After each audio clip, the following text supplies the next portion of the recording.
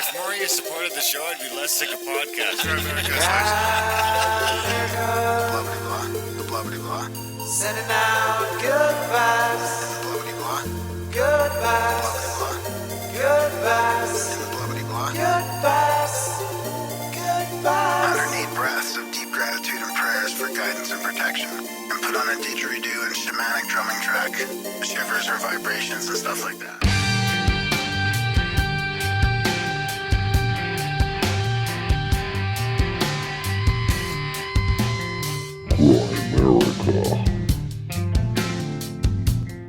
You'll charge it with an extra dose of mushrooms and send it back. I'll send it back extra cosmic. We'll do that. All right. Right on, Thank Ben. you for the opportunity. That's a great opportunity.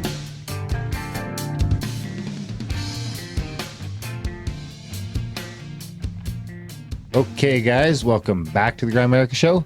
We are going to be chatting with Ben Vonderheide a little bit later about the little statue dudes. I always forget what they're called. Nomali? The Nomali statues. Ben was Nomali great. stones. The Yeah. Nomali stones, statues, little dudes, whatever. They're great. They're cool looking little guys. We hit it off great with Ben. I think we're actually going to get one of these Nomalis sent to the studio, and he's going to hang out here for a couple weeks. But we'll get into that a little bit later. I think it's up to us to figure out the shipping. For I that. know. Yeah. Okay. We don't have to get into that logistical, okay, do we? okay. Why don't we just give him the address? And we got friend of the show, Michael, who's joining us for this intro. He's here all night. Actually, Michael, I think now that he's moved back to the area, is going to be spending a little more time in here. He's going to maybe slowly become the new Brody, hopefully, with a little luck. And then one day, hopefully not just leave us, quit us. But He's before that, Spooky Truffaut. Or is it Spooky Truffaut in the chats these days? That's it. Yeah. That's It's always something Something Truffaut. Truffaut, yeah. and we got everybody's favorite podcaster, Graham. I haven't eaten in 5 fucking days. Dunlop, Well, how's it's it been going, over buddy? 5 days. It's been over 5, coming up on 5.5 days, I think. How many hours? I don't know. What's Oh, I thought you what's were charting 24 it. times Sorry. 5 plus... No, I thought you were just like watching it go by. Like No, you I had a was clock looking- that was just running. And you were like, I thought oh my about that. God. I thought about that. You should have an ongoing I clock. thought about that. It'd be funnier if it was counting down from the 10 days. So to start, Yeah. it starts Oh, at that's a good- 240 hours. That's a good one, yeah. And you'd be down to like 116 right now or something. So no, I mean, what are the hours? So The you have hours has been- 116 hours to go. It's or been so. 24 times 5 plus 6.5, say. Testing the brain power after 5 days with no calories. Yeah. Yeah, You're doing Yeah. just water. he pomegranate juice. So Oh, the So it's been about 126 hours. I gotta guess. say, he's lost some weight. He's trimmed up. He's kind of sucked in. You know, his flabby skin is kind of sucking up. His face Should is lose cleared up a pound little day, bit. Probably. I've lost 11 and 3. Whoa. And I was That's a expecting little him. too fast, I think. I was Yeah. expecting him to be way grumpier. Oh, it's Wait I'm actually calmer, I think. It's sometimes it's hard to say if I'm more focused or it's harder to focus. It's weird, but I mean, I was narrating a book and it felt better. It really felt better. So it's been good. I feel good. It's been pretty good. But I mean, I thought after 2 or 3 days, I thought, no problem, I'm going to do this 10 days. Yeah. But now that I'm like halfway through, I'm like, I don't know. I might just Why? cause Why I just, give up? It's only 10 it's not days. giving up. It's just It's cause your I got whole life. It's only cause 5 Sunday more was, days. cause Sunday was, Because he's getting hungry as a motherfucker. That's How true, about yeah. that? yeah. That's yeah. a pretty good the reason. physical hunger doesn't bother me. It's the craving of food, the mindfulness part of the craving, which Yeah, is so it's observe crazy. it. It's very, It is I do. crazy. I mean, I've been Yeah. observing it for 5 days. It's really interesting. I used to do the master cleanse and work in restaurants. Yeah. And so it's really hard because you're serving really good food Yeah. all day is your job. And Yeah. I'd pass like trays of hamburgers. You ever see a whole sheet tray of hamburgers come out of the oven? It's just like all swimming in like half an inch of grease. You know, all these hamburger patties all There you go. swimming in grease. It's so gross. But I walked past it on like day 5 of a cleanse and was just like, oh, I could just put that in a funnel and eat the whole thing. You Yeah. know, it's just like, oh. Yeah. Can you but drink cups of bacon Just keep grease or observing something? that and drink your Drink your- It's just a nectar, it's just a, whatever your it's just nectar no, is. it's just a couple ounces of pomegranate and then water, and that's all I Yeah, have. perfect. Well, the master cleanse is an ounce of lemon, an ounce of maple syrup, however much cayenne you like, and then 8 ounces of water. Yeah. Yeah. Yeah. What? So they limit your water even? No, that's what you the drink it measurement. with. Like, Oh. that's the You measurement. drink as much as you want. You'll probably drink 3 liters a day. I just don't mind eating food. Oh, it's just like taking a break. It is. It's really changed my relationship to food and realized how. I mean, I knew it was in it. What happened was I kind of just went with after CAC contacted Cabin. I was in pretty good shape at CAC, and I sprained my knee, and I gained like 25 to 30 pounds in like 2 or 3 months because I just went. You know what? Like the diet's gone. I'm just going to eat what I like and kind of see what happens. Like I was just. My off fucking muscle. It did. Yeah. It totally affected the healing. Well, especially I think my inflammation of all that processed food you were eating. Yep, and that's what. So I mean, I was just eating junk and eating carbs and back to the bread and the. Now's a good time. And it's just really interesting to see that transition and it's so hard to fast when it's like minus 30 out. Yeah, that's so true. Yeah. So it's been a good experience. You're the heaviest you've ever been. It's been a good experience. So you're coming back down to CAC weight. I mean, ketosis. I'll probably just stick with that a little bit. Oh, I'm not even close to CAC weight yet. It's like he got pregnant. Another like 20 he gained all this weight in his pregnancy. Almost like that, isn't it? Well, thanks for your support. Thanks for your support. Yeah, you know. I've been cheering you on. Yeah. I haven't been too bad. I got a bunch of food in my truck, man. I got some chips. I got those little pepperettes, the spicy ones. Yeah, I don't like them. Yeah, actually, chips is one of the things I've been looking at. I got some chips in there. Good. Like just that. And I left it in there so as not to tempt you. I brought a mushroom burger for supper. So if you want a mushroom elk burger. Oh, jeez. You could with have a bun? Yeah, totally. It's really nice. I went to my friend's barbecue on Saturday, and it was like so. Why would you go to a? Well, because I said I was going to go, and I forgot about it, and then I went, and it was the most. There was the most food. And you guys are all eating. There was the most food. No, I didn't stick around. I didn't stick around. I like said hi to a bunch of friends and left. You'd have to. You can't. Anyway, there was the most food I've ever seen at a barbecue. Big fat burgers coming off the grill, and I'm just smelling it. I'm like, oh my god, I can't do it. Dripping off their elbows. I was expecting you to be late for work at the same time. I was like, he's gonna sleep in. Oh no, it's been the sleeping's been great. I slept a lot on the weekend. I know that's why you kept like, I slept 11 hours last night. I was like, that's because you have no energy. So I was expecting you to like sleep till 10 today. Yeah, no, stroll into work a couple hours. No, the energy's very consistent. Is it? And I don't even miss the coffee, which is weird. I thought the coffee would be the hardest part. And no headache? Yeah, I had a massive headache on Saturday. That's one of the reasons why I left the barbecue too. So Saturday, the second day was the headache day. Yeah. And then after that, then you feeling pretty good. Feeling pretty good, yeah. Probably day 7. You'll get been meditating a ton. Like it's easy to get into meditation. It's interesting how clear that is. Mm-hmm. Well, food definitely alters it. Yeah. Yeah. And I don't mind the hunger. I like the hunger feeling. I can't stand to lose any weight. This is a problem. I can't go without eating here. I know. Well, you wouldn't necessarily lose weight if you don't have it. You would do more of a flush is what would probably end up happening. Yeah. I'm trying to gain weight over here. Yeah. Anyway.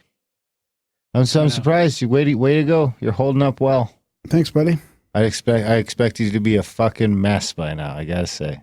Grumpy. It's been, bitchy. It's been good. I've been less grumpy, I would say. Yeah, you have been less grumpy, yeah. Yeah. A little less triggered lately. Get out a pen and paper and write this down. Or a pencil. Why don't you send some physical mail to the Grimerica Show? At P.O. Box 16033. Next line. 100-815, comma, 17th Avenue, SW. Next line. Calgary, Alberta. Next line. Canada. Next line. T2T space 5H7. That's the P.O. Box. That's pretty wrapped up there. Oh yeah, it came all the way from the East Coast. So Darren's just opening something from the. Actually, it wasn't the P.O. box because it probably couldn't get. I know what it is. He asked for the. I know what it is. Studio address. Yeah.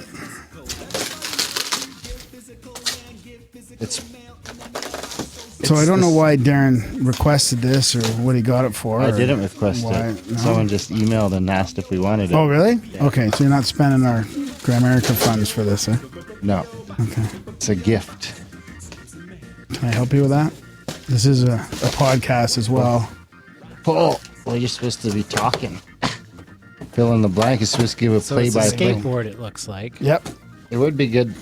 Looks like an old school skateboard. If I know, I don't really know my skateboards. No, it's a skinny deck instead of the fat ones Is that we it? used to have. Oh, look at that. The bottom's like the Grimerica show.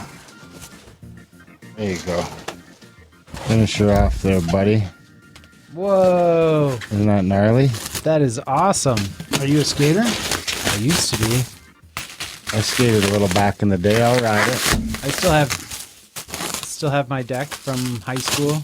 Isn't that something? I mean, if I could have shown that to my like My kids love it. 15-year-old self, he would have a Woody. My kids love it. The Custom kids all, skateboard? when they come over, they. Oh yeah, totally. This is great. I need a guitar maker. He's slowing. He's down. totally straight. Yeah, He's slowing down. Yeah. If Graham had some burger in him, he would just have tore that thing up. I'm trying not to. Oh, see? Oh, you heard him. See? He's gonna bleed out. As He soon as doesn't I have, said I'm trying not to injure myself. you want the knife? He doesn't have energy to bleed. Yeah. He doesn't have energy to coagulate. And scratch the. Don't cut the grip tape, Cut bro. the other side. Wow. Good strong finish there, I'll Graham. see. I'll see if I can jump over the ring. Oh, you scratched the grip tape. Oh wow, you're not done yet? No, he's given up and he's trying to peel it off the See, end. look, I fucking injured myself already. Medic. You Oh, got look at blood that. all over it. So there it is. Oh, I guess I'll show it to the live people. It I'm is sweating. the first Grimerica show skateboard, Awesome. standard skateboard with Who the should you giant think? Grimerica show logo on the bottom. Well, I should have been more kickflip. prepared, is what I should have been. Do a kick flip. Let me. Where is it here? That's pretty sweet. I'll find the email. Does he do snowboards too? Yeah, seriously.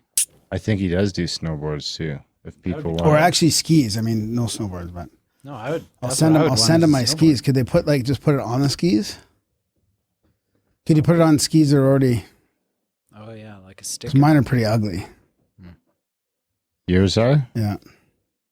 That's too bad. Your skis are. So will you put it on the bottom of your skis? Wouldn't it just get peeled No, off the top. right away? The top. We should get with a snowboard company and just have them come out with a Grimerica issue of like 500 or something. Wow, that's a good idea. That is a pretty good idea. It'd be like a collector's item. And Do you ski in or the snowboard, Olympics? or? In the Olympics, people will do their trick, and you'll see Grimerica there on the bottom of their snowboard. We'll have somebody actually riding in the Olympics. Like, when's the next one? 2024? That's probably too soon. Well, I don't know. 2020, I guess. No, the Winter Olympics are every other year, so it'd be like 2022, wouldn't it? I think so. So it's from Mr. Crass from Crass Snowboarding. Crass Snowboard Awesome. Manufacturing Inc. I'll put a link to that in the show. Yeah, it's show notes. www.crass.ca. He says Mr. Crass. So I don't know. It's Ken. You get in there, head over, call him up, get your custom Grimerica skateboard or your custom Grimerica snowboard, whatever you're gonna get it. Get it from Ken over at Crass Snowboard Manufacturing. We got this sweet skateboard. I'll probably take it for a ride or two, hang it up on the wall. Yeah. Nice little thing. Of course, the other thing we didn't talk about yet is our nice little 3D printed Moai my mom got made for us. Got 3D printed and then painted it. Really? That's cool. Yeah, that one there. Yeah. A little wire for the UFO. Yeah, it's really cool. All the gear we're getting for the studio coming together. Imagine this all squished into a little trailer motorhome thing. Oh, well, we'd have a couple slides. Yeah. It'd be almost Oh, the I don't- same size as this thing. A little narrower. Yeah. Maybe we could get a double decker bus. There we go. Now we're talking. And a deck on top. Triple decker. So what you got? Well, since it's coming up to September 11th, there's some news. Have you not heard? Can I have the jingle cord? Ah, come on. We're doing this? You're playing podcasts on the podcast No, I'm again? playing a YouTube on the podcast. This is our buddy James Corbett. This is how we get kicked off. This is our YouTube. buddy James Corbett. Okay, so did you guys know about this? Well, what? I haven't seen anything Okay, in like here the we last go. 2 weeks. All right, ready? A structural reevaluation of the collapse of World Trade Center 7 has been released by the Institute of Northern Engineering at the University of Alaska Fairbanks. I know you've seen this, as I say, but let's just put some of this on the record for those who haven't seen. So he's making fun of the media because, of course, nobody's heard a peep of this in the mainstream media. So the FBI, one of their final training facilities is in Fairbanks, in Alaska. Oh yeah. Yeah, supposedly it's only like 1 story above ground, but supposedly it's like 32 stories below ground. Wow. Of World Trade Center 7 has been released by the Institute of Northern Engineering at the University of Alaska Fairbanks. I know you've seen this, as I say, but let's just put some of this on the record for those who haven't seen it. I'm reading from the project summary at the project's homepage at ine.uaf.edu. This is a study of the collapse of the 47-story World Trade Center Building 7, WTC-7, at 5:20 p.m. on September 11, 2001. The objective of the study was threefold. 1. Examine the structural response of WTC-7 to fire loads that may have occurred on September 11, 2001. 2. Rule out scenarios that could not have caused the observed collapse. And 3. Identify types of failures and their location that may have caused the total collapse to occur as observed. And I'll let you read through the rest of that project summary, but of course, the key finding, the principal conclusion of our study is that fire did not cause the collapse of WTC-7 on 9/11, contrary to the conclusions of NIST and private engineering firms that studied the collapse. The secondary conclusion of our study is that the collapse of WTC-7 was a global failure involving the near simultaneous failure of every column in the building. All right, so some stunning stuff. And as I say, I know you've seen this plastered all over the news. Just for an example, let's turn to some of that news coverage and let's play a clip, say, from CNN about this remarkable new study. Crickets.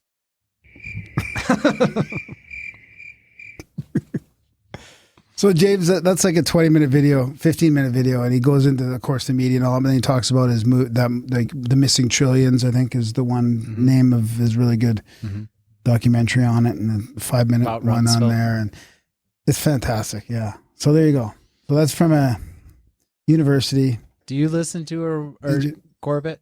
I listen sometimes. Yeah. Yeah. I pay Corbett. It's one of the he's He was one one of of the the only first ones shows that I, that I ever comes started out supporting. typically, almost always. Sorry, what was that? That I constantly keep up on. Oh, really? It's one of the ones I try and keep up on. Yeah, cool. Yeah. Yeah, so I mean that's pretty interesting, right? At first I didn't realize, I thought it was of the towers, but it's actually of Building 7. But I'd be interested to know if they're doing the towers as well. Well, that one was just Building too 7's a obvious. good start. I mean, maybe we'll find out when we go to Richard Gage's for dinner. Yeah, that would Maybe be great, he'll right? know. Yeah, maybe. What in the? Oh yeah. Did Are you see- done with the clip cord? Did you see Richard Gage when he came to town? No. When did he come to town? I don't know. It was Years probably- ago? Yeah, it was like probably. Well, they've got simulations on here too. That's really how it would have fallen.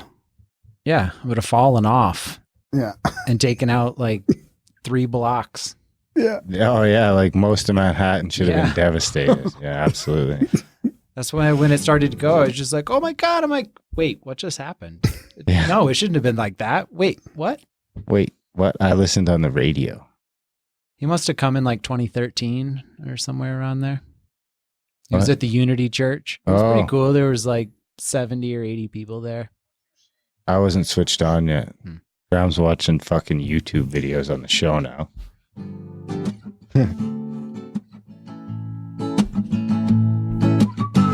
It's the profound quote of the week. Oh, perfect. Okay, we'll stick on this theme. I got one lined up for you. Darren, can you guess it? See if you can guess this, Darren.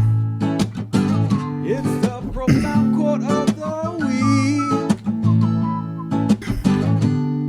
Can you guess the human who spoke it? If you tell a lie big enough and keep repeating it, Profound people will quote of eventually the come to believe it. week. The lie can be maintained only for such time as the state can shield the people from the political, economic, and or military consequences of the lie.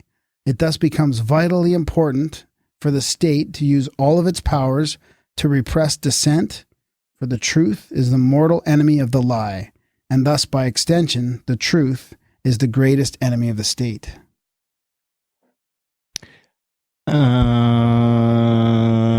Okay. Is it in my usual thing? Kind of attached to the you said this quote the other day, and you might have got the person wrong, like, because you said it on the show. I said it? Yeah. If you tell a lie big enough? Oh, Hitler. No, Goebbels. Well, originally it was Hitler. Oh, Goebbels probably wrote it for Hitler. Yeah, oh, right. Yeah, I guess. Makes sense. Okay, here's another one. He was extremely hypnotized. I highly doubt anything that came out of him was his own stuff. Who, Goebbels? No, Or Hitler? Really? Yeah. A real investigation of 9/11 would destabilize the United States political system, and it could even lead to a civil war. The truth about 9/11 is so horrific that if the American people actually were to learn that truth, they would completely lose confidence in their system, because the truth of matter is that a faction of power here in the United States, the neoconservative faction, orchestrated the events of September 11, 2001, as a new Pearl Harbor designed to launch their agenda of world domination and a rollback of freedom in the United States. And that's, go ahead. Dave McGowan. No, that's Dr. Kevin Barrett. Oh, we had him on the show. We did. A PhD, Arabist, Islamologist, an author, and well-known critic of the phony War on Terror. Is that it? Yeah. Excellent quotes from our friend Charlie Robinson's book, Octopus of Global Control. Get yourself a copy today. What else you got? All right, I got some You email still bleeding? synchronicities and stuff. Are you still bleeding? I got an email I keep procrastinating with, and I should read it. So I'll. What I'll sort do of that now. jingle would one play for said email? Just a spam gram one or whatever, maybe. Or Ooh, let's do this one. I haven't done this one in a while. I know this is one of your favorites too. And now another edition of the Grimerican Goodies by the people, for the people. Easy on the whatever you're doing there. Hi guys, I said I would send an email to let you know how things went with the Indigenous healer I visited in Adelaide. My 13-year-old son and I both flew over and had the healing done. My son has walked with one foot turned inwards his entire life, despite many efforts to correct the issue. So I mentioned this to the interpreter, who in turn mentioned to the healer. After a 15-minute treatment, he was walking straight for the first time in his life, and still is for about 4 weeks now. She also fixed my severe back pain that I had at the time from an old injury, and she also centered both of our spirits. I can't say that I understand this part of the healing too well, but I certainly felt much more grounded and centered afterwards, and so did my son. They then told me they were coming to Melbourne for 4 days, and I was eager to take more family members for healing with these amazing people. But unfortunately, they were booked out within the first day of announcing their planned trip. Anyway, sorry to bang on about it again, but I felt like you guys brushed this off a bit when reading my last email, which of course is your prerogative, being your show and all. I think gives a little smiley face. But I really think there are some ancient technologies still available to us today, if we took the time to study them. I believe we have access to Earth's energy at specific locations on the planet, and that we can experience significant healing at these places. I also believe that this knowledge is being kept from us intentionally, to keep the population unwell and paying customers for big pharma and Western medicine. Can you please have a look at the Kailasa temple on the Kailasa temple at Ellora Caves in India? Please? This place is phenomenal in its construction, but it is also said to heal people that go there. Some researchers and psychics believe that the ancient gods built these temples in specific locations where the energy lines, dragon lines, ley lines, etc., intersect with each other to guide future generations to them.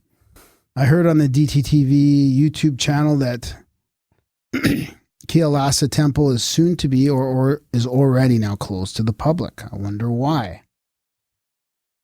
The only possible reason I can think of is to keep this earth energy healing out of public knowledge, or to keep the advanced technology construction out of the public area. or the public arena. Because seriously, no one can explain this amazing place without the use of advanced technology in its construction. As I mentioned in my last email, Michael Tellinger has found the same healing technology at the stone circles in South Africa completely by accident. This stuff is really worth looking into, I believe. I've been researching ancient history and mythology for a couple years now, jumping down a few rabbit holes along the way, and I don't say these things lightly. And as busy as I am, I wouldn't waste my time with this email if I didn't believe in its contents. Anyway, time to go, much to do. Thanks for reading my email. Thanks for the show. Love your work. Wish I was on the same continent so I could go to CAX. Meet you all there. Keep doing what you're doing. Peace. Cheers. That's Sab from Australia. So, well, maybe we'll have an Aussie CAC one day. You know, there's more Australians than you think. But they could do a little meetup. Yeah. Why don't you guys do a little Australia meetup and see what the vibe's like? Yeah. If it's CAC worthy. The same thing with the UK posse should be doing. Get together, talk it out, because we need to assemble a little team, a little field team to sort of set it out up there. I guess we got Bruce Fenton. So sorry if we seemed like we brushed you off last time. Yeah, I just don't know anything about Indian temples is the problem. We'd have to have an expert on. Well, I don't think it was about Indian temples in general. I think we brushed them off in the ancient healing stuff. It might have sounded like we weren't too interested. And I mean, it overlaps with all the stuff we talk about. We're both very interested in it. It's just sometimes in the intros, we don't delve too deep into the listener emails and the topics, but we are definitely interested. That's because we just end up sounding stupid. Hey, look, I'm a Reiki guy. I mean, there's energy healing. Still? There's all different types of energy. We talk about astral healing. I mean, there's all kinds of healing that we talk about with here. The cleanse. Like, is your Reiki more powerful when you're not crushing cheeseburgers? Oh yeah. Definitely. Do you feel that? Like a more powerful wizard? Uh-oh. The not eating grumpy is setting in. We still got another whole show to get through. His processor speed is slow. Yeah. I'm not answering your fucking rhetorical questions. Get this motherfucker some beans. I don't know. It sounds pretty amazing that he went there and had that experience. You know, that's phenomenal. And it's wonderful that he's sharing it with us. There's definitely power places. On the Truffaut show, I interviewed Ellis Taylor all about dragon lines in the UK and Scotland, all over the Isles. And that was really fascinating to talk to him about all that stuff. I think there used to very much be ley lines everywhere. Supposedly the vehicles of Atlantis were crystals, and you would just turn it forward, so it would be in line with the energy, and then your vehicle would move. And if you wanted to slow down, you turned it perpendicular, So wow. What if you needed with using the ley lines for the propulsion somehow? I'm not You know sure, what? And they talk about how those roads, like those roads down in Pueblo country, down in Colorado, how they just went straight. No matter what, they went fucking straight over everything. Instead of going around a hill, they go over the hill. Maybe they were cruising down a ley line. Yeah, maybe. I don't think we ever brought that up with Randall. I wonder what kind of music you listen to when you're cruising down the ley line. We haven't had Randall on in a while. No. But at the time, people were bringing up different theories about how they moved all those logs down the roads. Like they might have they were that wide and that straight, so they could roll logs, maybe even over water, or maybe because the logs weren't damaged on the ends. Yeah. The logs are still in good shape. I might be mixing up a couple different things. Yeah. Here. I don't really know what you're talking about. Yeah. But there's also a lot of places, like there's that pyramid in Bosnia where I guess people have you checked that out? Where people go inside of it and they're doing excavation or whatever on it, and they come out and they feel better, like rheumatoid arthritis goes away. And wow. Like they feel better after spending time inside of these pyramids. So there's definitely something to, places on the earth. For some are more healing than others. And definitely the pharmaceutical companies would love for no one to know about that. Yeah. Yep. Yeah. And look at them billions and billions they have, right? They've been raking it in lately. I mean, it's just getting motherfuckers worse and worse. And North America is probably covered in PowerPoints too, that people are sitting on top of and feeling like hell because they're sucked into the system. Who was saying they want to do an investigation on ley lines in our chats? They wanted to do it was Bill.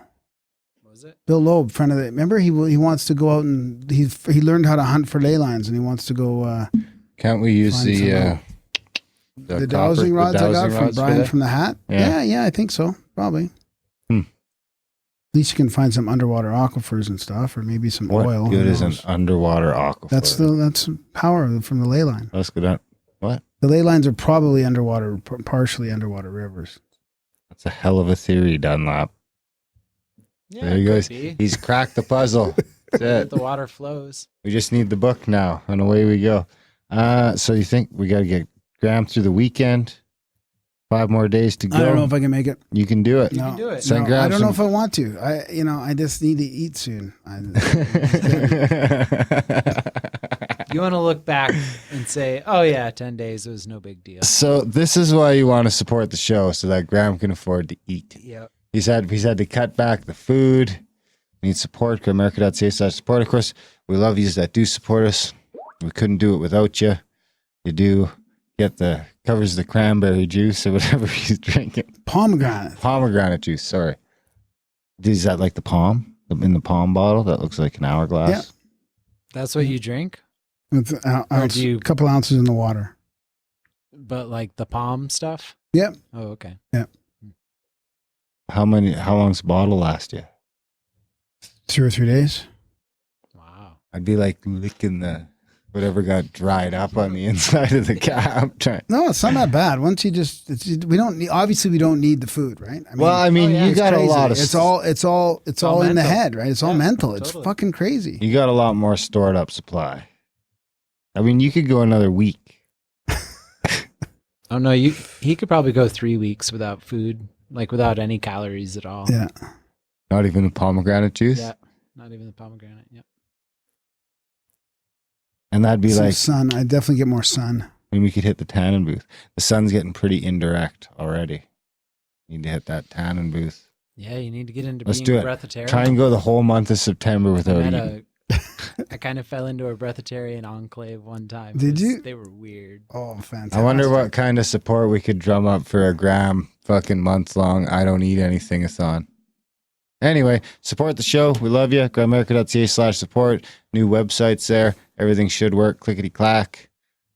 Stripe, Patreon, PayPal, whatever you want. Pick that.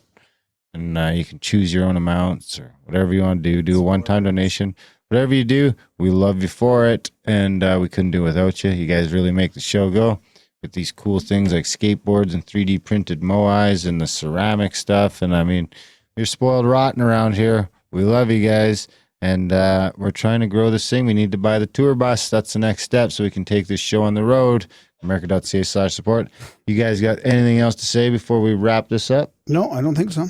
All right.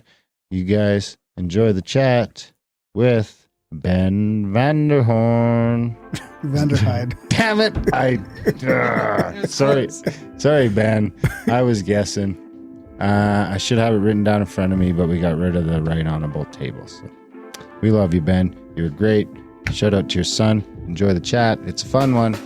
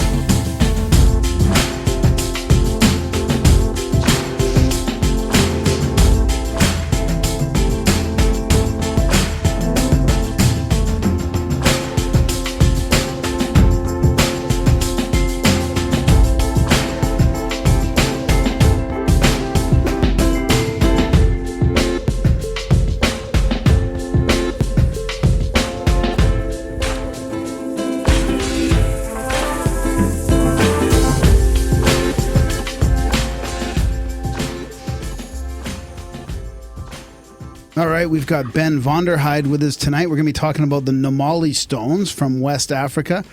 Kind of these ancient, mysterious stones. I think they've been on, they have been on Ancient Aliens. I don't know if people have seen the episode with them on it. It was just this year, a couple months ago. So I'm going to talk to Ben about that. How's it going, Ben? Thanks for talking to us about all this. Very well. Thank you, Graham and Darren, for having us on. No problem. Where do you usually like to start? I got a bunch of questions here, but I mean, maybe a little bit of a background, I guess, would be in order. Like maybe a little bit about the mystery of the stones, and then we can get into maybe how this whole thing came about, because it's, there's a mystery there for sure. Maybe we could start there. Yeah, the very interesting component is that how unknown the stones are. It's surprising in today's world, where there are so many people who are interested into learning about stones, figurines, ancient gods, ancient civilizations. Ancient mysteries, yeah.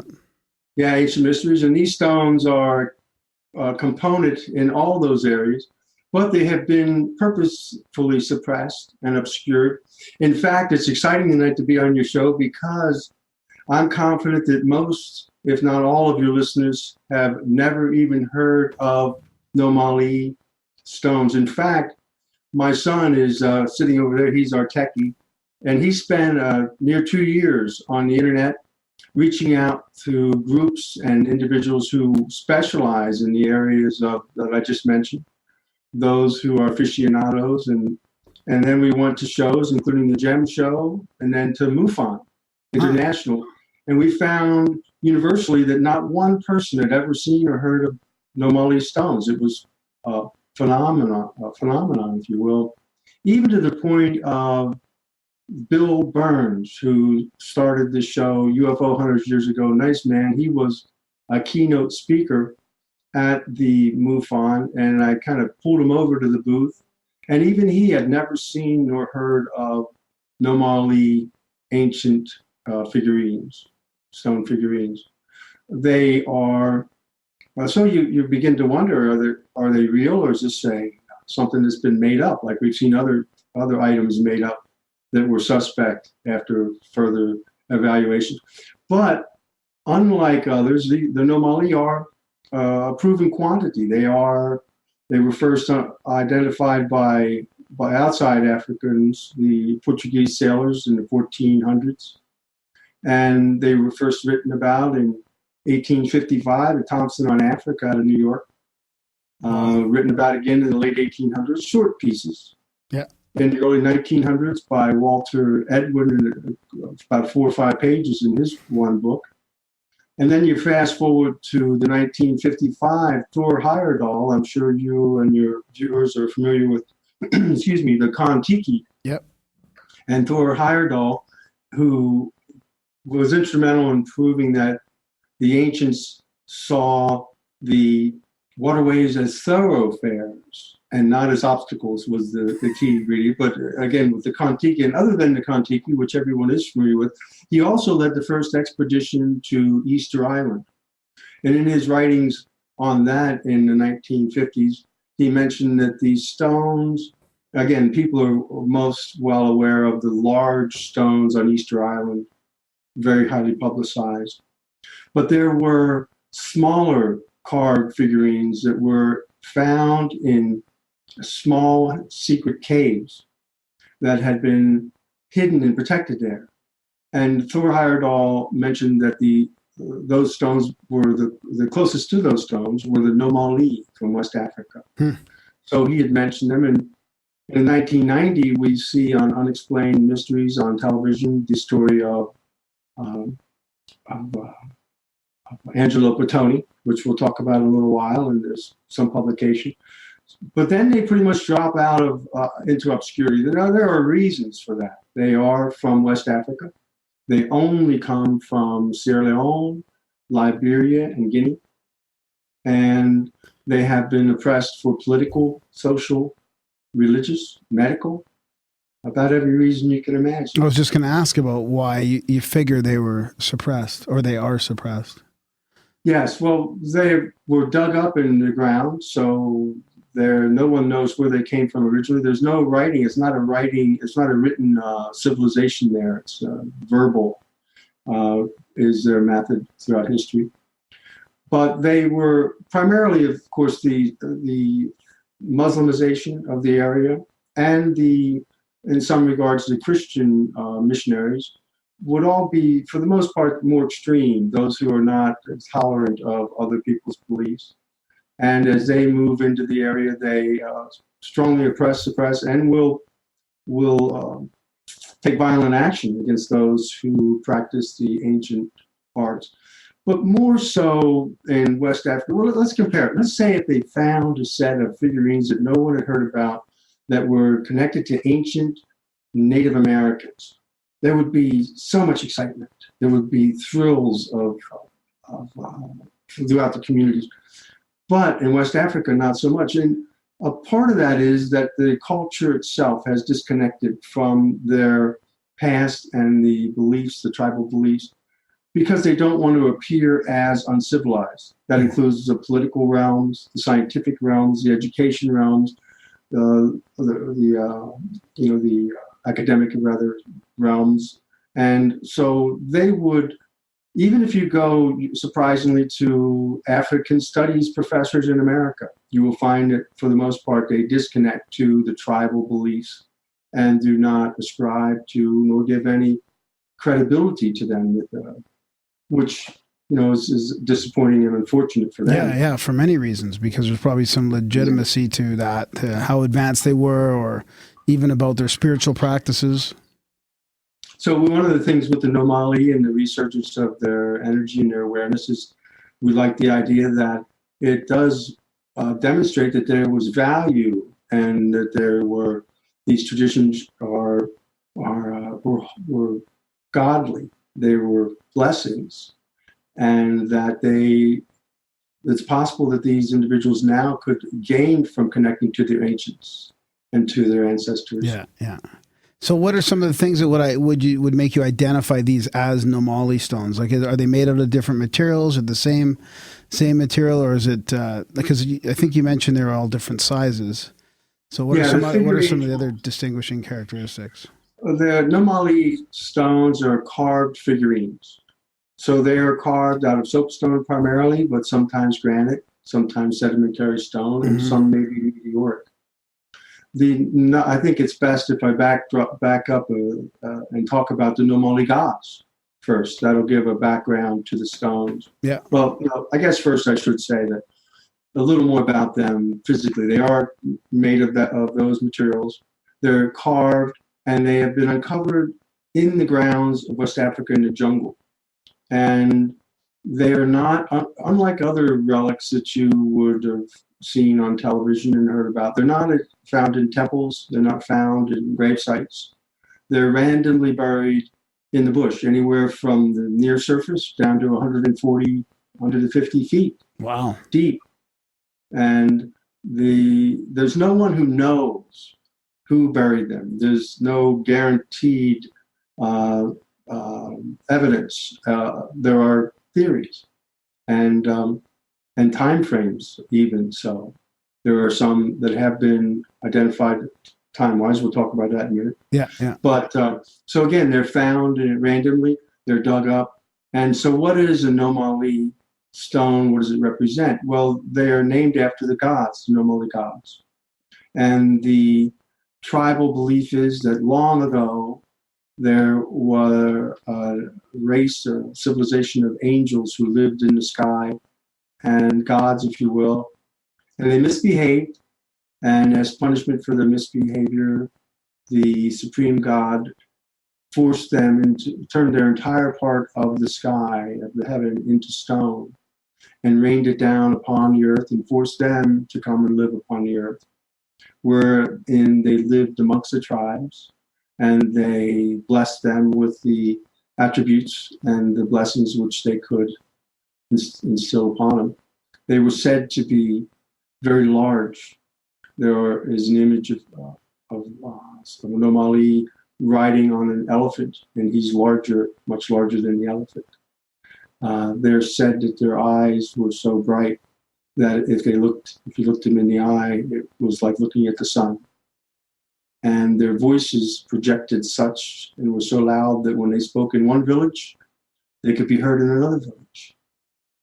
So the Nomali gods are said to, if you ask the tribal leaders or shamans or medicine women and men, the chiefs, they would tell you that no human has carved the authentic Nomali stones that they were handed down from the gods to the tribes, to the individuals, and to the tribal leaders, and they were infused with the powers and the blessings, and they were handed down to be utilized in ceremonies, traditional practices.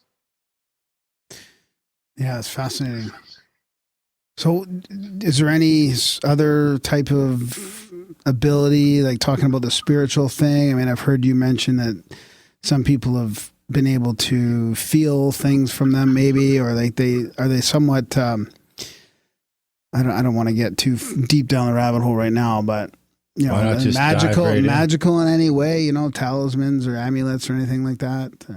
Well, certainly they have been utilized by the shamans of West Africa, the medicine women and medicine men and chiefs, and they would state that they do have amazing powers, and magical would not be a word that would be too out of the reach of what they would ascribe to these stones. Like cell phones? Or cell stones? Yes. Now, I can say this. In my personal experience, I have seen that those who have acquired stones have had a profound impact upon their lives, whether it's healing, whether it's emotional and other strife that they're going through. They just have had amazing impact. It's not just a stone that they sit on a shelf, but they activate them, they use them in meditations, they use them in healings. As Jeff the Shaman, if you had seen the video on our site with Jeff the Shaman in Florida, using. Have you found? How many do you have yourself? You have a few. Dozens. Really? And do they say that they're all found, or are they still finding them now? That would depend on who you ask, but I think it would be. There are experts who would tell you that there no authentic Nomali have been found in years, but I would question how they could possibly say that. Is there a way that you can kind of cross-check whether they're authentic or not? Like, ours were authenticated. Ours were authenticated by Professor Kwaku Afoyanza, who was the art professor at Howard University in Washington for 37 years. He was born in Ghana, and he was the official overseer of the museum, African Art Museum of Maryland. So he did authenticate our stones specifically, and of course ours were also exhibited at the museum over a two-year plus period of time. Do you How big is the biggest one? Are they all the same size? No, they're all different sizes. No, how big's the biggest one?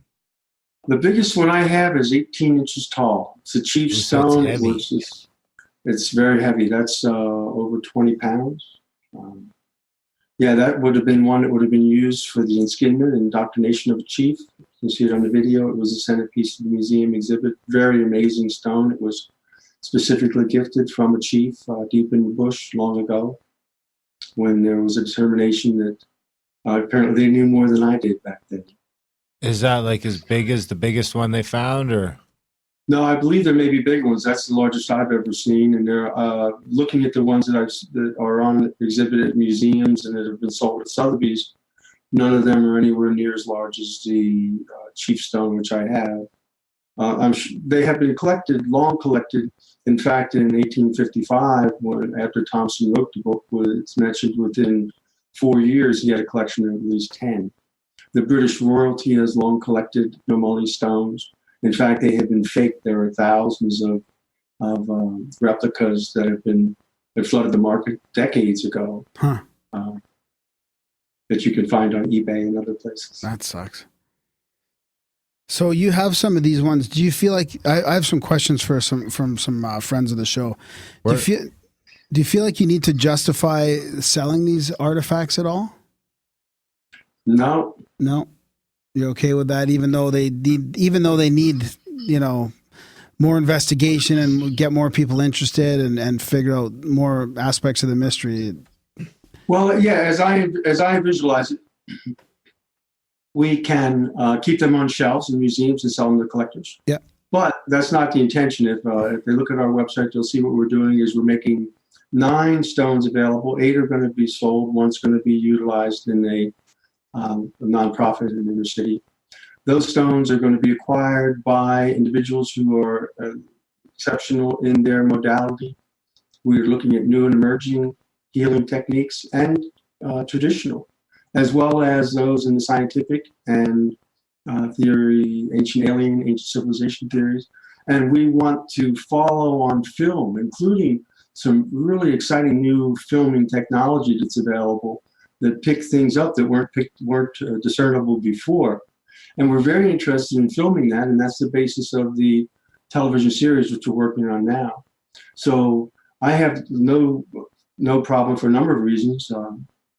This is the right thing to do with the stones, and certainly now if we have also invested a great deal into getting this far, and we certainly need funding to move the project forward. That's a good point, actually. I feel like more will be done going this route than having them sit in some museum, they'll never really get looked at. They must be pricey. What do you think they'll go for? We need a Nomali stone for the studio. Yeah, the average Nomali will, if you look at Sotheby's, will start at 6,000. Oh, Jesus! So we've got some at 6,000. I mean, the interesting thing, of course, is that if you look at them, you'll see they increase in prices, increase in value. And certainly as these stones are utilized and demonstrate their power, they will increase in value. Did I see something? That's a couple of art crystals. What if we just wanted to lease one? Or just we could lease one and put it on the table. Where could we get a good knockoff? Just to no. We want to a couple $100. We just want to, present the culture without spending $6,000. Yeah, well, I'd have no problem if you want to secure it somehow, just to make sure I get it back. I'd be happy to send it out to you. Use it on a couple shows. Oh, wow. There you go. That's a good way to do it. We could do some, healing. We could do some meditation around it, and we'll take some pictures with healing, it. Yeah. Well, maybe you would have something worthwhile. You could have a real good experience. It could be usable on the show. Because again, this is. I'll eat some mushrooms with the little guy. Well, it's been mentioned that we really should introduce them to somebody on an ayahuasca adventure and see. These are the type of things we want to do, whether it's in the bush or in a sound room. We want to see what happens when you utilize them. We know that they've been used in healings. We know that Jeff's used them in healings. I have personally seen what happens to people when they touch them. Sometimes readers, I've seen what happens to people when they have a healing. And so I'm confident that we don't have any doubt that there's going to be something very exciting filmed here. Yeah, that's great. And also to introduce people that are practicing new modalities and introduce these type of things to people and follow the cases and see what the results are of the impact of a stone upon a healing or a reading.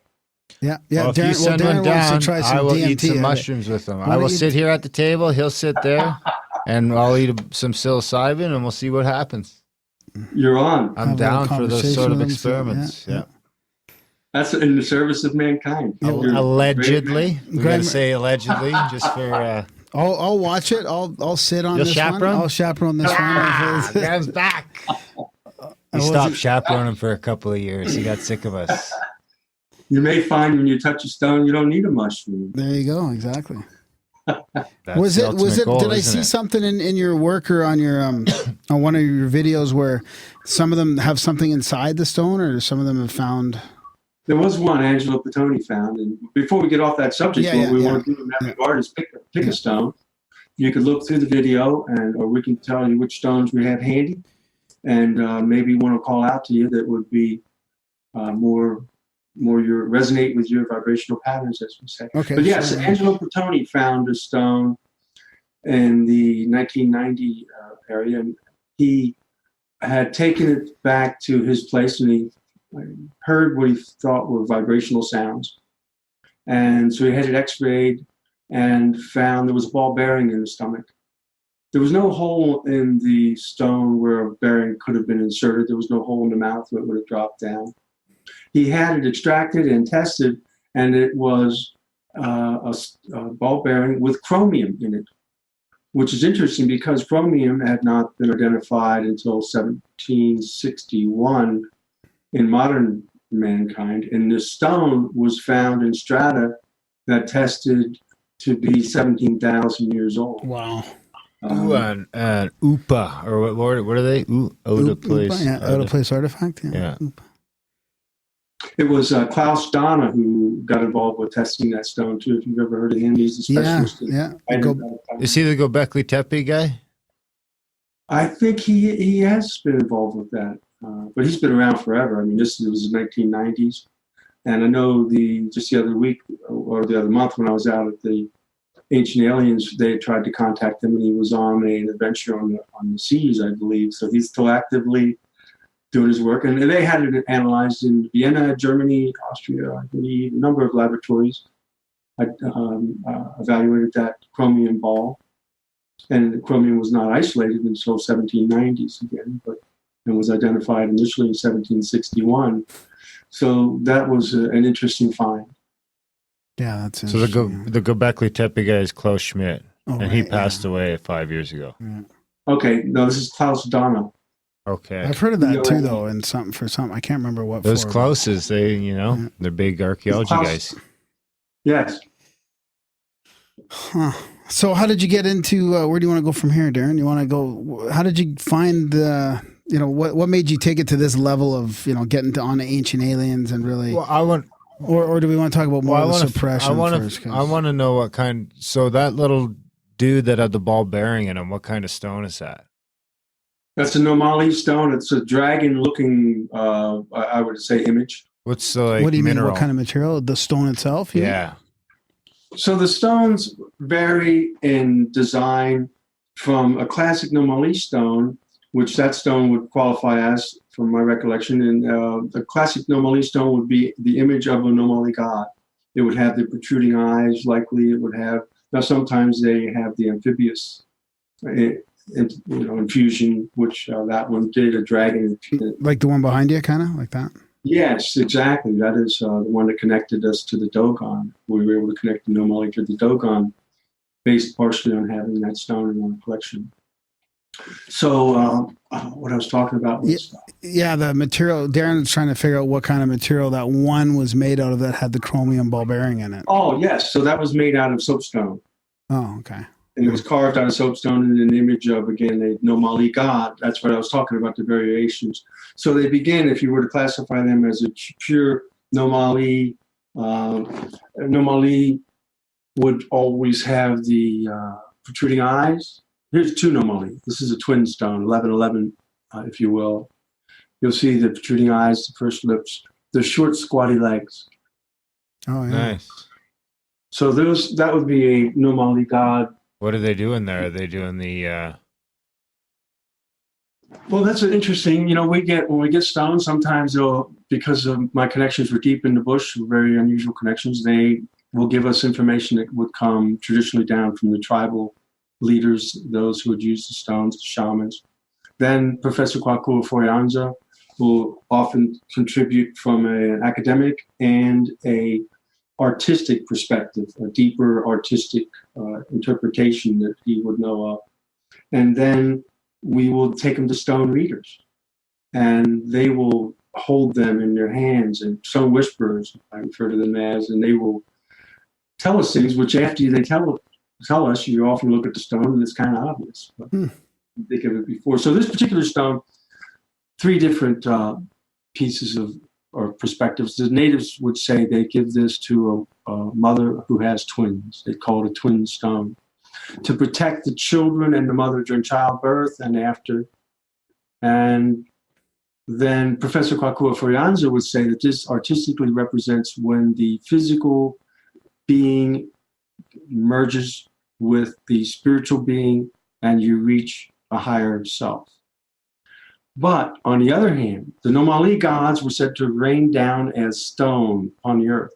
So is this an artist depiction, would be the question that the ancient alien theorists would have, of two Nomali coming down, if you will, in a bullet or a sarcophagus that then opened up, and this is what they arrived as. They hatched? like in cocoon. Oh, right, because that's like it's like sitting in the bottom of that stone there. Yeah, You yeah. better Yeah, really this get is along with bottom. that, dude, if it's a long So flight. that's interesting, eh? So Long it's flight. what's interesting is it's almost like the myths of the gods were made after the stones, based on the stones, almost. You know, when I Like, first seen it, you know what I thought? I thought it was like a thing of our self and your like your mirror as self, above, so below Oh, type okay, thing. yeah.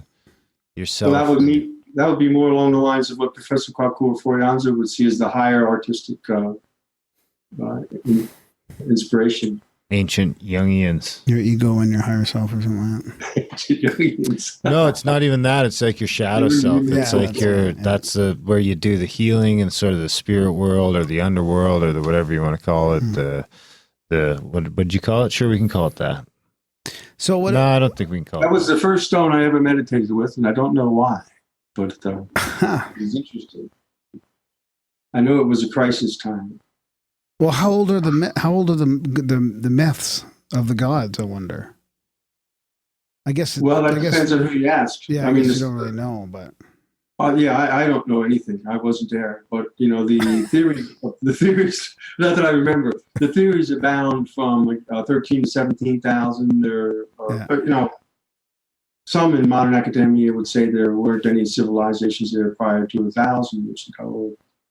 But there are those who ascribe to, and this brings in the concept of the blue stones, the connection to the Dogon, the genealogical connection between the Dogon and the Egyptians.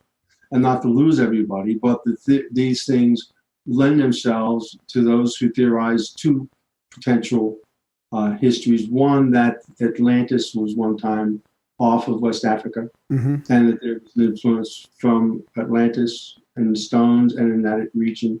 The other, that long before Egypt had pyramids, there were advanced civilizations in West Africa. Yeah. And it's something that's believed by the tribes also. Yeah. And that they had pyramids that were long ago absorbed into the jungle, and that they sent people out to Egypt and colonized it as a satellite and built not the first pyramids, but bigger pyramids perhaps than they had built before there.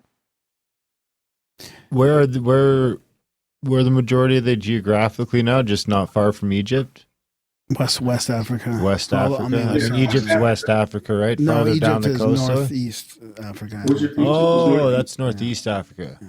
You know what's Yes. interesting about West Africa is that current takes you right to North America and to South The America. current takes you right to New Jersey. I Yeah. lived in Jersey. We used to get stuff from West Africa. Oh. If I remember correctly. So, you know, that's like, I mean, there's a lot of good argument for that's how black people got into the Caribbean and the southern, what we would call the United States now. And we just don't want to talk about that. We brought them all on boats.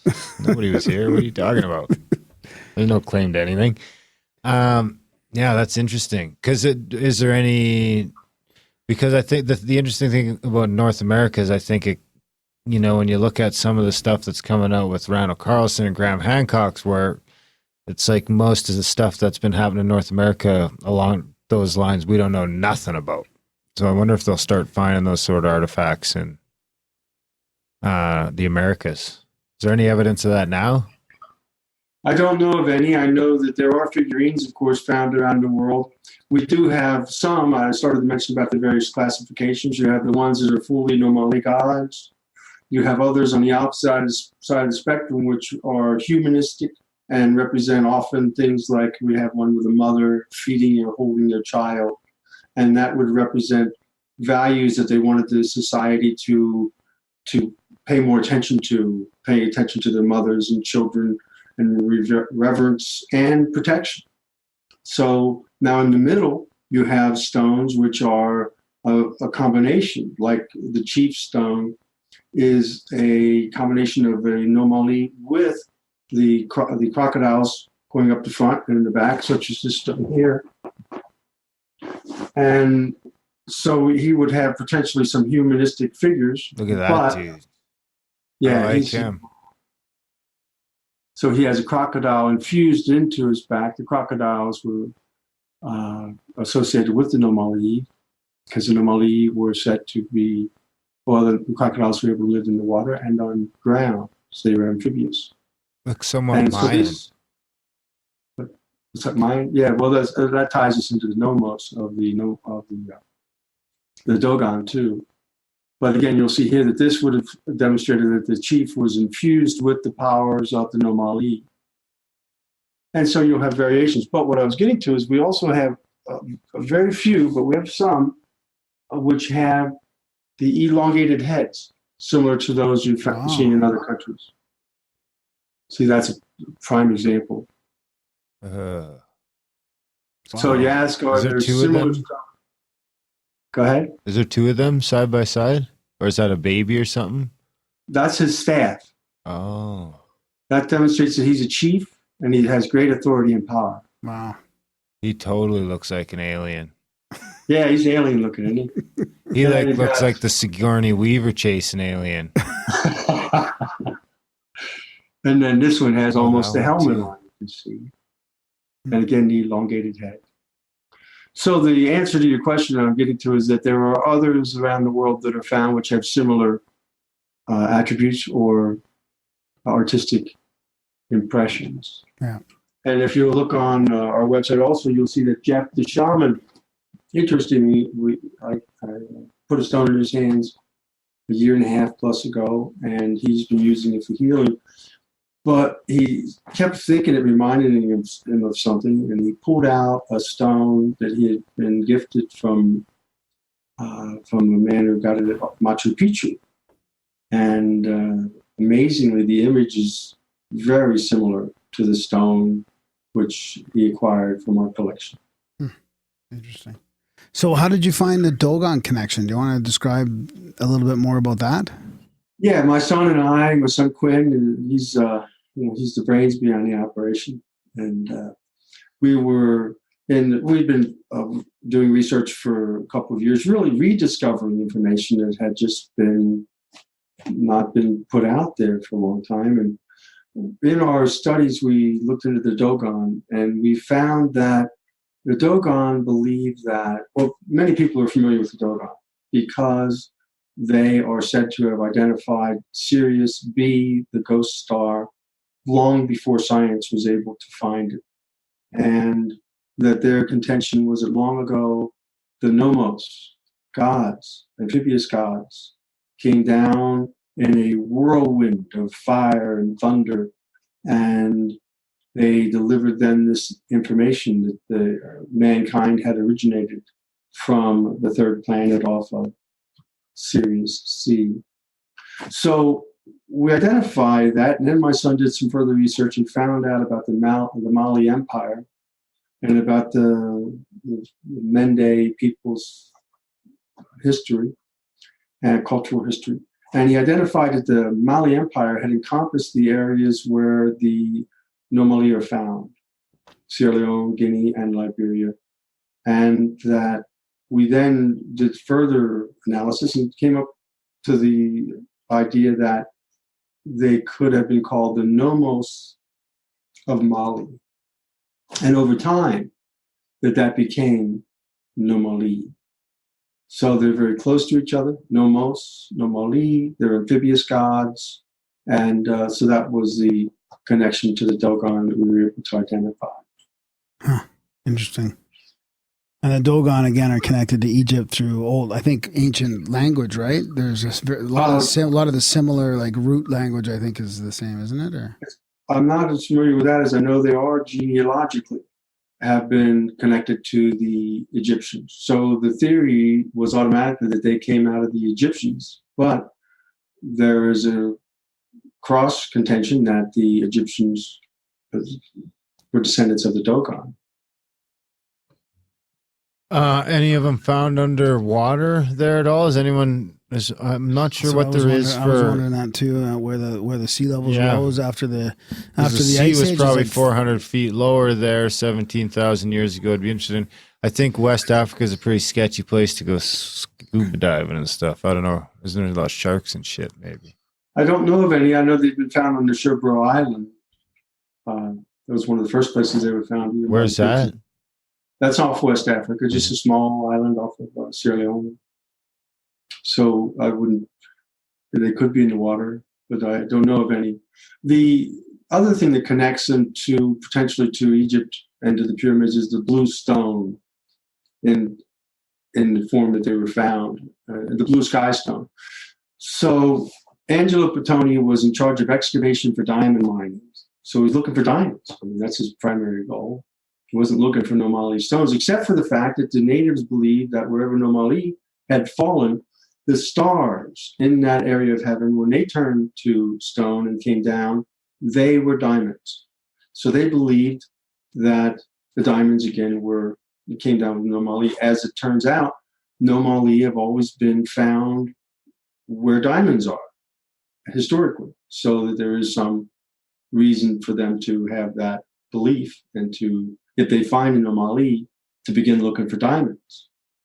So with this in mind, Angelo Pettoni says to the chief, he says, look, if the sky turned to stone and fell down, then you must know where it fell. And the chief says, oh, yeah, I know where it fell.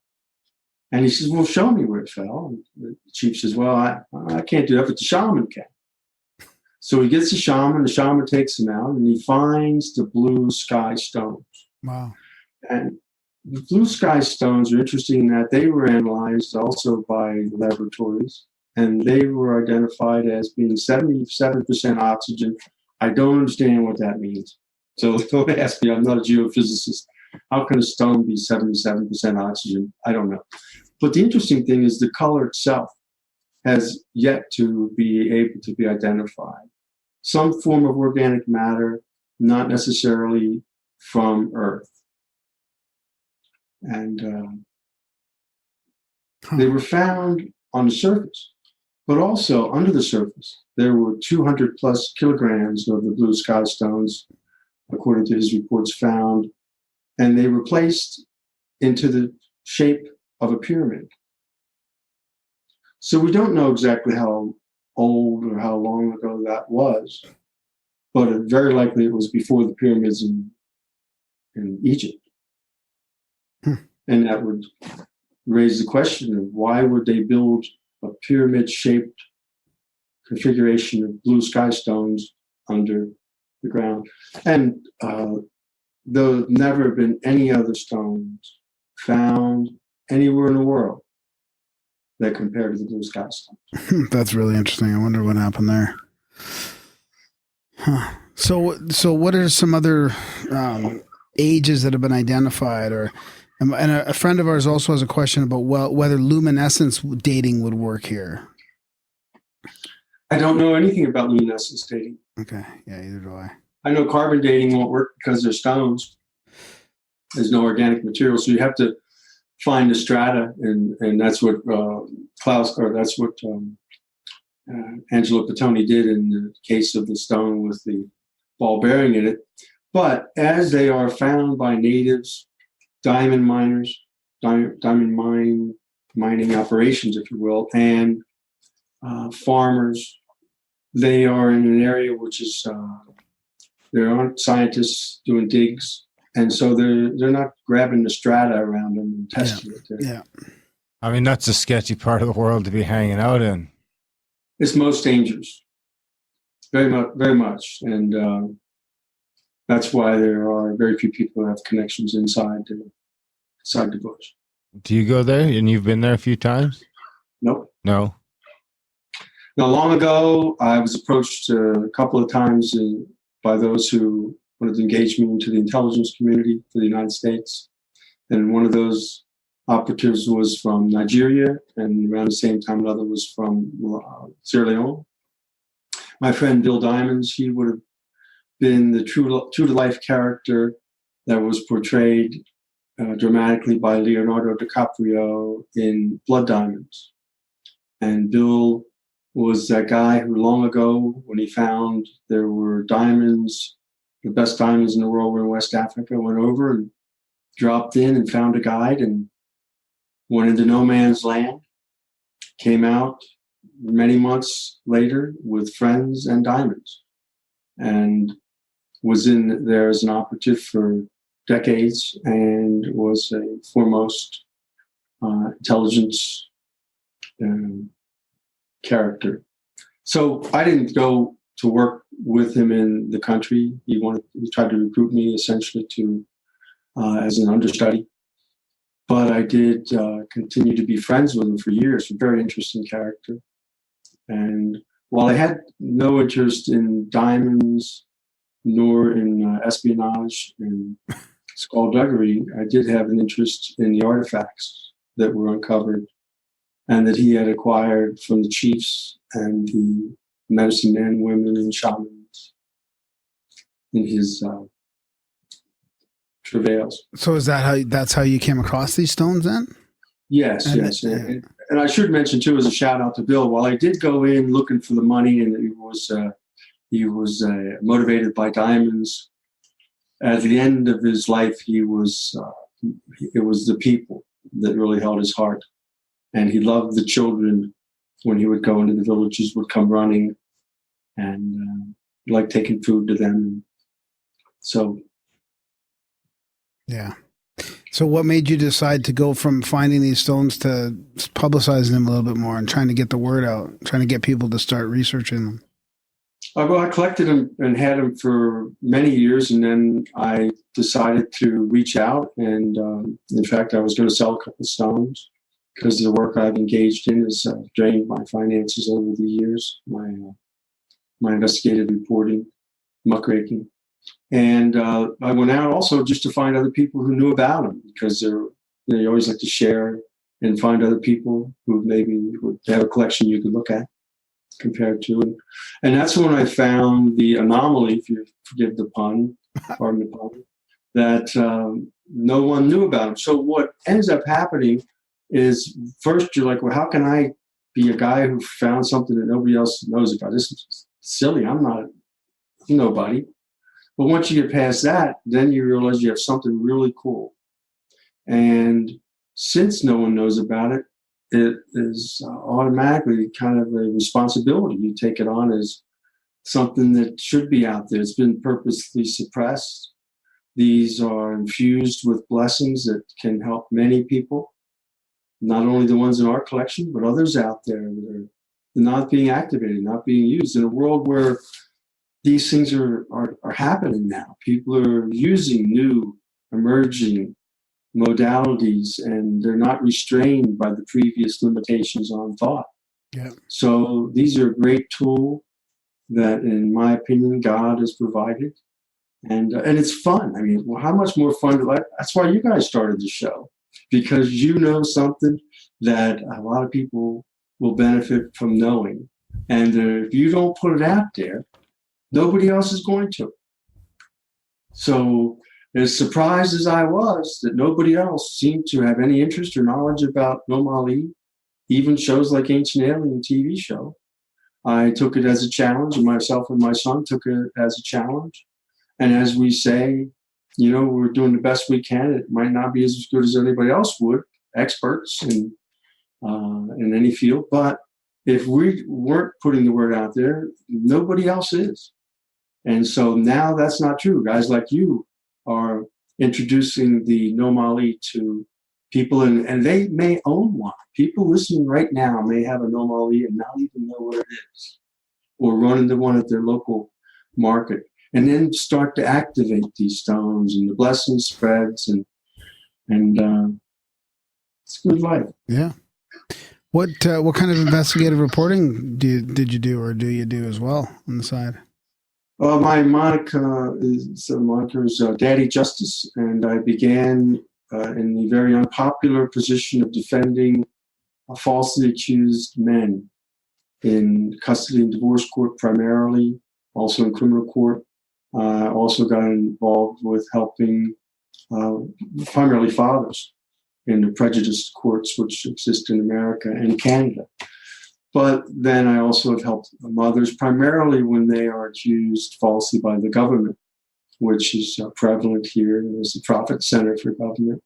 That led me to, because of my one friend who was an operative long ago in Washington, D.C., used to say, when you run into people that are so powerful and so wealthy that you can't touch them, you have to get them through ridicule and embarrassment in their own circle of influence.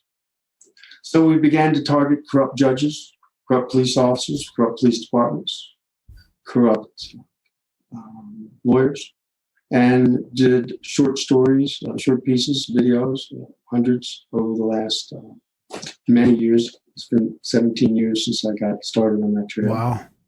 And have faced 20 or 30 years in prison for charges that have been brought against me. Represent myself pro se. And when we get involved in a case, we help people learn how to fire their lawyer and get something done. Wow. That's pretty But intense. that's a whole other mission. Yeah, that's a whole other mission mystery too. Yeah, wow. Well, that's important work, the falsely accused. I mean, that's a we'll big link problem. to the videos. I found a whole bunch of Google pages here on Daddy Justice. This is great. Yes. Do you guys Yes. have a Twitter account? I'd love to follow you. I don't think I don't, You gotta It's get- not really what, to be don't honest make with one you, now if you don't have one. It's Yeah. Some of the videos have had hundreds of thousands of views for some reason, but primarily we're just interested in not how many people watch them, but who watches them. Yeah. So our videos are very targeted to have an impact on very powerful people's lives by impacting the people that they're directly connected to on a daily basis. And everybody else, if they watch it, that's great too. But we've got to the point where when we show up on a case, people start to act differently. So that means you've made quite an impact. Yeah. Generally speaking, when I show up in a courtroom, the judge will make comment. Yeah. Say, "Good day, Mr. Vonderheide. A pleasure to have you in our courtroom." Wow. It is Good for you. Good for you. the anti-lawyer I'm referred to. and do you have I'm sorry if I missed it, but do you have a law degree or anything like that? No. Years ago, about 10 or 12 years ago, a judge kept inspiring me to get a law degree. And then there was a local man who offered to pay to send me to law school. The problem with that is once you become a lawyer, you have to follow the judicial canons. You got to follow And the part of rules. the judicial canons is you're not allowed to say bad things about judges. So I'm out already. Yeah. It's all these rules that I'm not subject to pro se. I'm a citizen standing up for my constitutional rights. And they have tried to prosecute me for practicing law without a license. But everything I do is legal. Yeah. They get upset when I help people do things. But there's no law against helping people represent themselves pro se, even to the point of helping them draft up documents, and even to the point of helping them be prepared to go stand before a corrupt judge and make the right statements that really piss them off and make them want to stop abusing them and throw them out. A lot of times the best thing we can do is get the courts to realize they're not going to be able to feed off of this particular prey, and they're best to just let this one go on. Yeah. Fantastic. But that's a different animal. That's just your hobby. This is like a real life superhero. It's been very dangerous. I've had certainly numerous threats in my life. Not too long ago, interestingly, when we uncovered a potential major fraud occurring by the police pension, by the Fraternal Order of Police, someone tampered with my brakes and attempted to send me into a spiral. Some years ago, I was investigating another old cold case homicide, and there were two gentlemen came in with a shotgun and pistol, and all in black, and made it clear that they didn't want me to investigate that anymore. So it's been, that's why we're moving over to the Stones. Me and my son. Yeah. I just turned 60. I've been facing charges for 17 years, seems like, so I don't get tired of that. Yeah. So is there anything else regarding the Stones that you want to talk about? Anything else? What are you guys planning on doing in the future with them? Yeah, as I see it, I think the next thing that we're working on now is a TV show, which is interesting. We have a couple of very successful production companies involved, interested. A couple different formats. I'm not sure how much they want me to reveal, except that they're interesting formats. And the one that we have on our website involves telling the story of the history of the Stones and then following them, if you will, beginning with the CGI and reenactment, the dramatization of the Namali gods, giving them to the tribal leaders long ago. Then follow the stone to the tribal ceremonies and rituals that they used the stones for. Then the show will depict a reenactment of my friend Bill Diamond's acquiring the stone and what he would have been told about it, and if he'd have seen it used before he acquired it, was gifted it. And then follow the stone to modern day practices and see that particular stone applied and see the results. Awesome. Then after that, we're looking to do eventually a full-length feature film, which will be a cross between an Indiana Jones with a healing element and a spiritual journey. Very cool. The hero's journey. Let me know if you need someone to carry your stuff.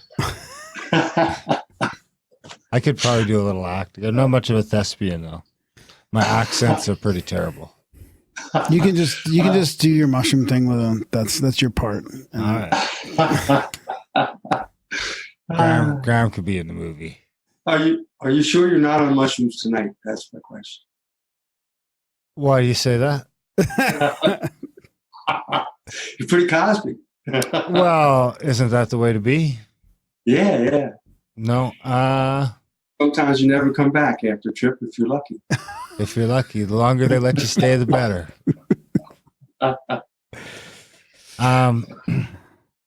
Yeah, I don't know. You guys need a Twitter account, that's for sure, so that we can retweet you, help get you out there is there. one for the Stones. My son's saying there's one for the Nomali Stones. Oh, nice. Okay, well, we'll put that in there. We'll put all the links to everything in the show notes as well. Yeah, he got one started. He's up on that stuff. Nice. That's good. I'm a guy who chases people down who don't want to be filmed and put a camera on them and ask questions they don't want to answer. That's my specialty. Other people post it all after we edit it. I know how to tell them what to edit. That's my specialty. Technologically, I'm an old guy. Which episode of Ancient Aliens was it? Because it's season 13 now, is it? 14. Season 14. 144. Season 14, episode 4. Nice. 144. All right. Excellent. I'll have to check that out. I haven't seen it yet. Admittedly, I don't have cable or nothing, but I can probably figure out a way to watch that. Well, on our site, ancientalienstones.com, we did put a little 2-minute cut from it that will explain to your viewers the tie into the Nomali and the 17,000 years that shows the ball-bearing stone and connects them to the Dogon. So that's an interesting little piece that just to encapsulate the element of Nomali in that episode. Nice. Have you talked to Laird Scranton at all? I don't know that name. We've had him on once or twice, and he was, if I remember correctly, he's got quite a big focus on the Dogon. Yeah, I've been hanging out here in Lancaster, Pennsylvania, not really nearly as connected as you guys and other people out there into what other people are doing. You know what? I don't know where he is, but I want to say he's not far from Pennsylvania. Yeah, we'll send you. I'll send you a link to his. We'll send you his contact info and stuff. Maybe he's a really interesting researcher. The best guy ever too. Super nice guy. Don't say anything about Trump. Oh. I might change his tune. Oh really? Oh yeah. I don't know these things. Yeah. That Trump really changed everything. He just fucked up everything when it comes to like relationships. What are you gonna do? Yeah. Be cosmic, I suppose. Yeah. Well, I'm a libertarian, so I'm above all that. There you go. There you exactly. go. I was a libertarian. Well, we just talked to McAfee recently. He's a big libertarian. He still wants to run under that banner. So. Okay. Yeah. So maybe you can don't vote for him. He doesn't want people voting for him though. So he just wants to. Libertarians mostly don't vote anyway. Exactly. That's right. Hey, why did the libertarian cross the road? Because he fucking wanted to. That's it. Am I being detained?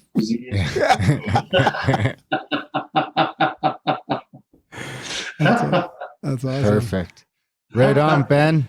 Thank you very much for coming on the podcast.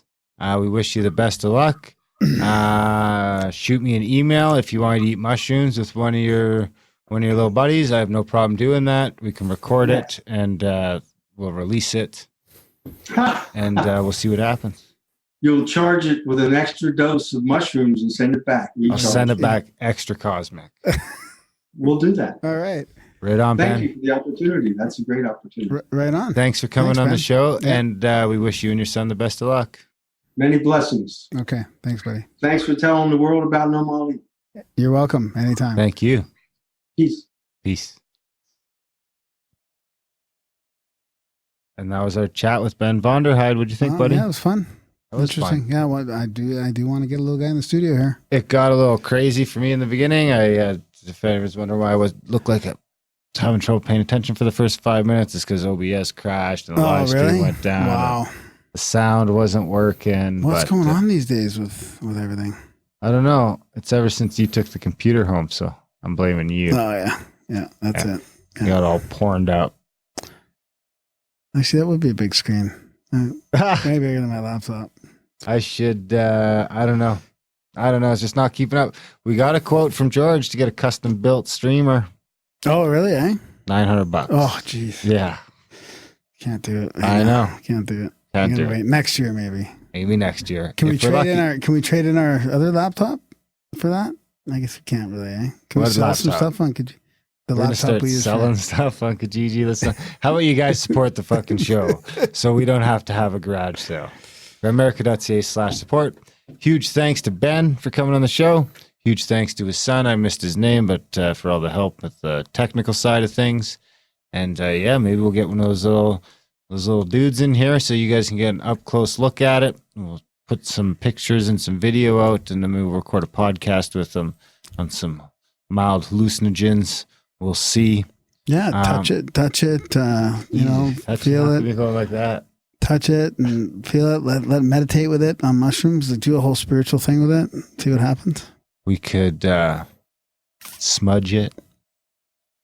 You could beforehand, I guess. Maybe after. Yeah, you might get a have hold to. of it, yeah. Anyway, come back anytime, Ben. Wish you the best of luck. Check out Ben's website. Maybe, I know we got a couple out of you there that might, we might get one person out of the Grimerica audience that buys a stone. How often can you buy a piece of history? Grab yours today. Check out Ben's stuff while you're on the internet. Do you think LiDAR could pick those up No. in the water, under the water? Oh, LiDAR doesn't do It'd be under the way water, too does small, it? and it doesn't do under the we water. We need a Sonar, baby. something over the water. I don't know. Support the show. Grimerica.ca/support. Really does help while you're on the internet buying stones. You head over to the support page, pledge a couple bucks a month on the Patreon, the PayPal, or the Stripe, and we truly appreciate it. We love you for it. Does really up your karma a little bit, makes us feel good, makes you feel good, makes the podcast a little better because everyone's feeling good. Doesn't get much better than that. Speaking of feeling good, we send you guys a bunch of good vibes so that you have a good weekend because we love you. Thanks for listening, and we will see you next week.